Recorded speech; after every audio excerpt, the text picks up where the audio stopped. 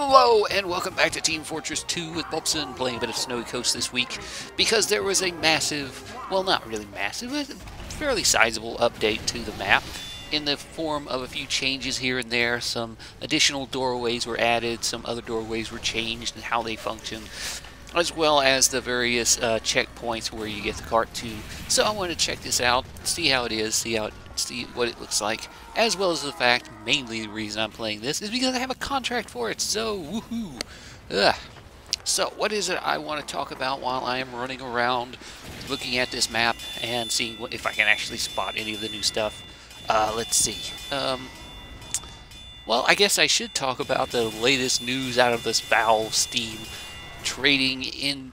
whole trading thing with it. The addition of escrow to the Steam community market. Now, I don't know how many of you have noticed this or paid attention to it, but they're adding Steam escrow, the same kind of thing they added last year to standard trading, to the Steam community market. And quite honestly, I'm surprised they didn't do this when they released the original escrow stuff. But yeah, the basic idea is that if you do not have the mobile phone app, the smartphone app, you will have to wait upwards of 15 days before you can actually post something to the Steam community market. Not 3 days like the Steam trades, 15 days, over 2 weeks before something you post on the market will actually go through. If you only have email verifications, if you don't have the mobile app, it will take upwards of 2 weeks for something you post on the market to actually be posted. Now, that's just insane. I mean, the 3-day waiting period for trades was bad enough, but 2 weeks waiting period. That's just insane. Now, it said in the announcement in the page detailing what's going to happen that it said upwards of 2 weeks. It's upwards of 15 days. I don't know if that means there's going to be adjusted based on various factors, based on whatever, I don't know.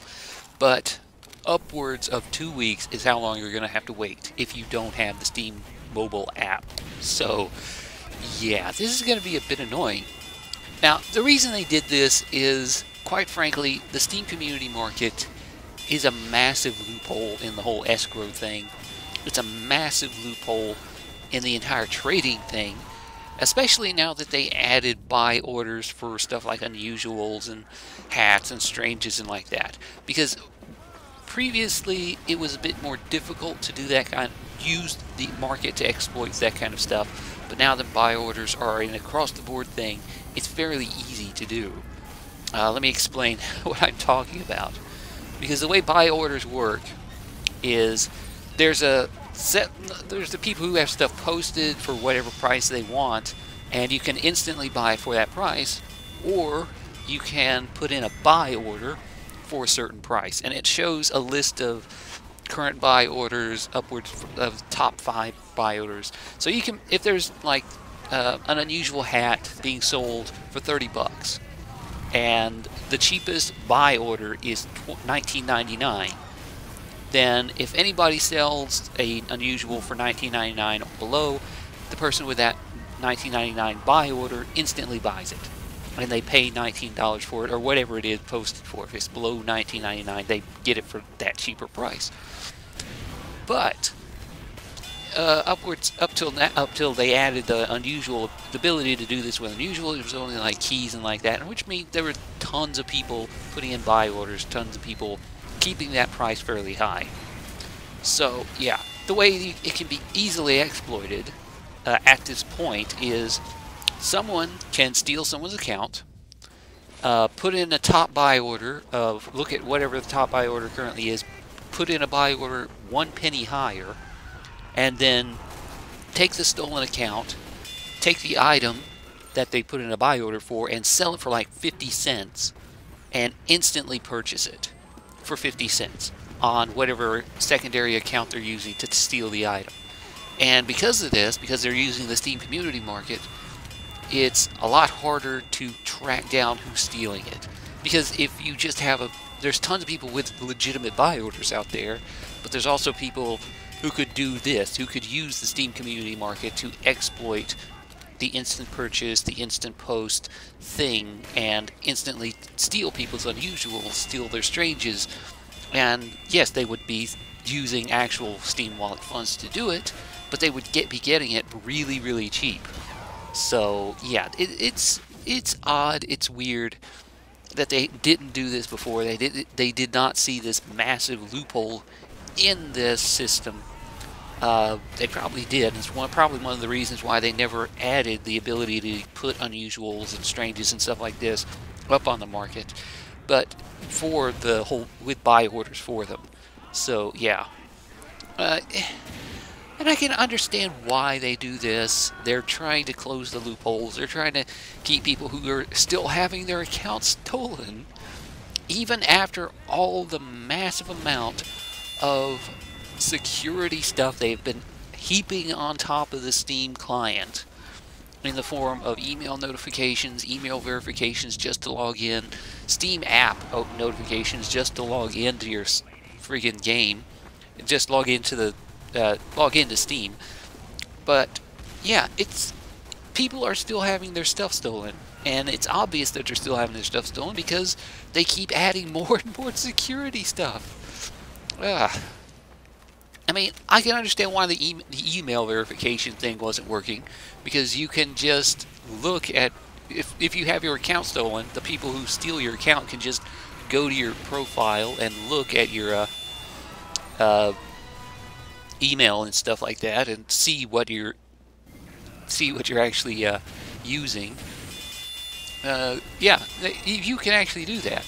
They can go to your email. They can go to your if someone steals your account, they can go to your personal information, look at your email address, and use that to steal your email address. Because the reason people keep having their account stolen is because they don't understand the importance of their own account security.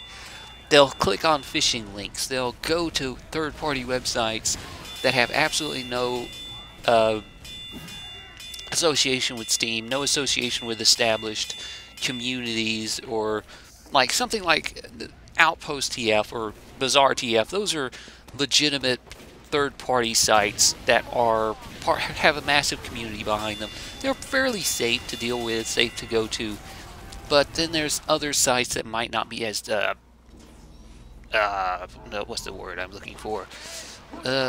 Secure or trustworthy. And people use those sites. They click on phishing links and stuff like that, and they actually put in their account details.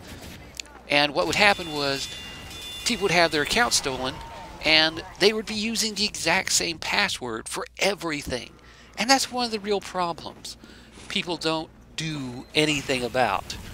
It's a personal problem. It's an individual problem. People not using different passwords for all their stuff. Completely different passwords. I don't just mean variation on the same thing. Because if someone steals your account and logs into it, they can go straight to your account information stuff, see your email address, and if you're using password as your password, then most likely you're using password as your email password. So they can go to your email address, put in your email address, log in, and say, hey, this is now my account and I'm stealing all your stuff. So the email verifications wouldn't work if you're using the same password for your Steam account and your email and everything else you use. Then the email verifications would not work at all. So yeah, that was one of the main problems with email verification. And I can understand why they switched from that to force people to use the Steam app, unless you want to wait the 3 days. Because people are that stupid. People are that lax on their own security that they're using the same password for all their things. And yeah, that's one of the main problems. So yeah, but the whole 15-day waiting period, I mean, I could understand like 7-day waiting period, a 7-day escrow for the Steam community market. I mean, there's already a trade ban on any item you purchase for 7 days. So I can understand a 7-day waiting period. Because if you can't trade it, then then there's an opportunity to get that item back, get that item refunded, and stuff like that. That's one of the main problems with the Steam community market, since you're actually using your Steam wallet funds and you're using cash, then yeah, purchasing something and having it returned to the person who had their account stolen would be a bit annoying. I mean, I've touched on this subject before when the whole trade escrow thing was added. I talked about this kind of stuff.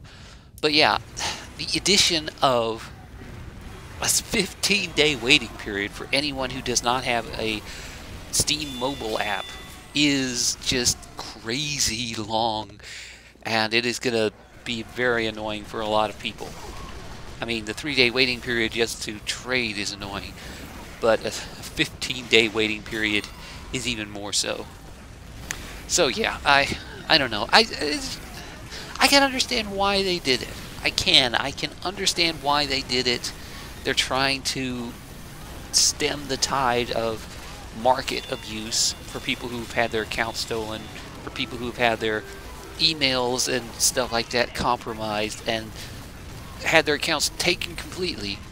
Having that 15-day waiting period would give them a chance to get their stuff back.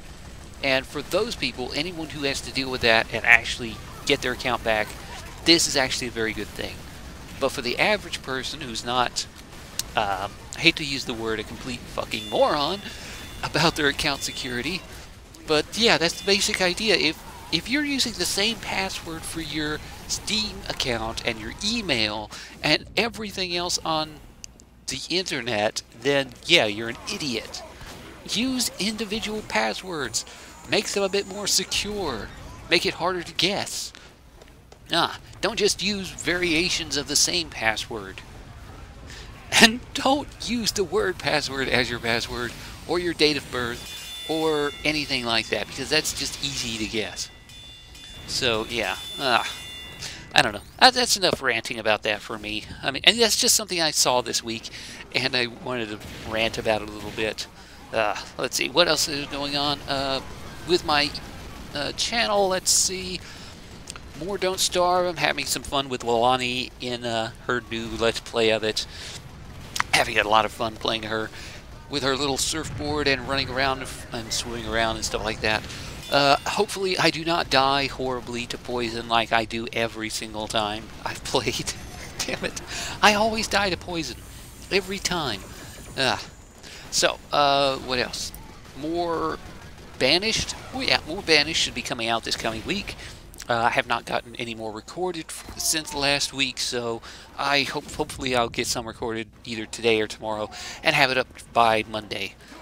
And more Terraria. I just got all the mechanical bosses, the very last third mechanical boss dead, so Plantera is ready to be summoned, but hopefully I'll have a nice area to be able to summon it next time, and actually be able to find one of the bulbs to summon it. I don't know if I'm actually going to do that, but I also need to get some more chlorophyte as well as hopefully some more life fruits before I even consider tackling Plantera.